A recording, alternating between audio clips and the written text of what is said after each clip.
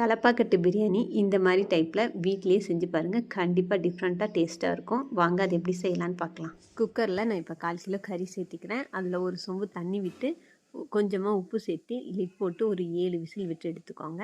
இந்த பிரியாணிக்கு ஒரு ஸ்பெஷல் பொடி தயார் பண்ணிக்கலாம். அதுக்கு 1 ஸ்பூன் மிளகு, 1 ஸ்பூன் சீரகம், 1/2 ஸ்பூன் சோம்பு, 2 ஸ்பூன் கல்பாசி, 2 ஸ்பூன் தனியா, கொஞ்சமாக பட்டை, 2 பிரியாணி இலை, ஒரு 3 ஏலக்காய், ஒரு 4 கிராம்பு, ஒரு 2 அன்னாச்சி மொக்கு, 10 முந்திரி, கொஞ்சமாக சின்ன சைஸில் ஜாதிக்காய், 2 பிரியாணி இலை, இதெல்லாத்தையும் சேர்த்து நல்லா நைஸாக பொடி பண்ணி வச்சுக்கோங்க. இந்த பொடியை நீங்கள் ஃப்ரீ டைமில் அரைச்சி கூட வச்சுக்கலாம். எப்போ பிரியாணி செய்கிறீங்களோ அப்போ யூஸ் பண்ணிக்கலாம். இப்போ அதே மிக்ஸி ஜாரில் 10 சின்ன வெங்காயம், 10 பல் பூண்டு, 10 பல் இஞ்சி, 2 பச்சை மிளகாய், இதெல்லாத்தையும் நைஸாக அரைச்சி வச்சுக்கலாம். இப்போ ஒரு பெரிய குக்கரில் கொஞ்சமாக எண்ணெய் விட்டு 2 ஸ்பூன் நெய் விட்டுக்கிறேன். இப்போ நம்ம அரைச்சி வச்சுருக்க அந்த சின்ன வெங்காயம், இஞ்சி, பூண்டு, பச்சை மிளகா பேஸ்ட்டு இதில் சேர்த்து நல்லா வதக்கிக்கலாம். இந்த பிரியாணிக்கு நான் சீரக சம்பா அரிசி எடுத்துக்கிறேன். இந்த தலப்பாக்கட்டு பிரியாணிக்கு சீரக சம்பா அரிசி போட்டால் தான் நல்லாயிருக்கும். நீங்கள் இல்லைன்னா நீங்கள் சாப்பாட்டு அரிசி கூட யூஸ் பண்ணிக்கலாம். இப்போ பச்சை வாசனை போனதுக்கப்புறம் நம்ம அரைச்சி வச்சுருக்க அந்த பொடியை 4 ஸ்பூன் சேர்த்திட்டு 1 ஸ்பூன் மிளகாய்த்தூள், 1/4 ஸ்பூன் மஞ்சத்தூளையும் சேர்த்து நல்லா மிக்ஸ் பண்ணிக்கிறேன் ஒரு 2 நிமிஷம். இப்போ நம்ம வேக வச்சுருக்க அந்த கறியும் சேர்த்து நல்லா மிக்ஸ் பண்ணிக்கலாம். இதில் நம்ம 1/2 ஸ்பூன் எலுமிச்சம்பழம், ஒரு 1/2 கப்பு தயிரையும் ஊற்றி நல்லா மிக்ஸ் பண்ணி விட்டுக்கிறேன்.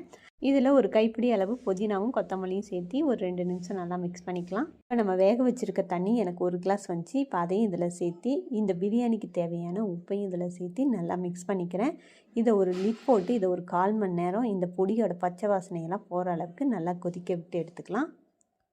1 டம்ளர் ஜீரக சம்பா அரிசிக்கு 2 கிளாஸ் தண்ணி ஊற்றிக்கலாம். நான் வேக வச்சுருக்க கறியில் இருக்க தண்ணி 1 கிளாஸ் வந்துச்சு. இப்போ நான் ஒரு 3 கிளாஸ் தண்ணி ஊற்றிக்கிறேன். தண்ணி நல்லா கொதி வந்ததுக்கப்புறம் நம்ம ஊற வச்சுருக்க அரிசியை இதில் சேர்த்து நல்லா மிக்ஸ் பண்ணிக்கலாம். இப்போ லிட் போட்டு இதை அப்படியே ஒரு 10 நிமிஷம் வேக விடுங்க. இப்போ தண்ணியெல்லாம் நல்லா சுண்டிடுச்சு. இந்த டைமில் நம்ம எடுத்து தம் போட ரெடி பண்ணிடலாம். இப்போ நான் பழைய தோசை தவா நல்லா சூடு பண்ணி வச்சுட்டேன். இப்போ அந்த குக்கரை எடுத்து நம்ம தோசை தவா மேலே வச்சிடலாம்.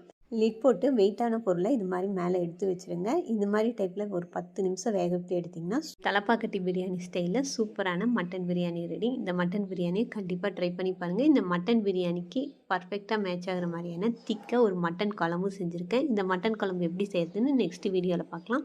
இது மாதிரி வீடியோஸ் நம்ம சேனலில் பார்க்கணுன்னா நம்ம சேனலை லைக் பண்ணுங்கள், சப்ஸ்கிரைப் பண்ணி வச்சுக்கோங்க. நம்ம நோட்டிஃபிகேஷன் பட்டனையும் ஆன் பண்ணி வச்சுக்கோங்க. பாய், தேங்க்யூ.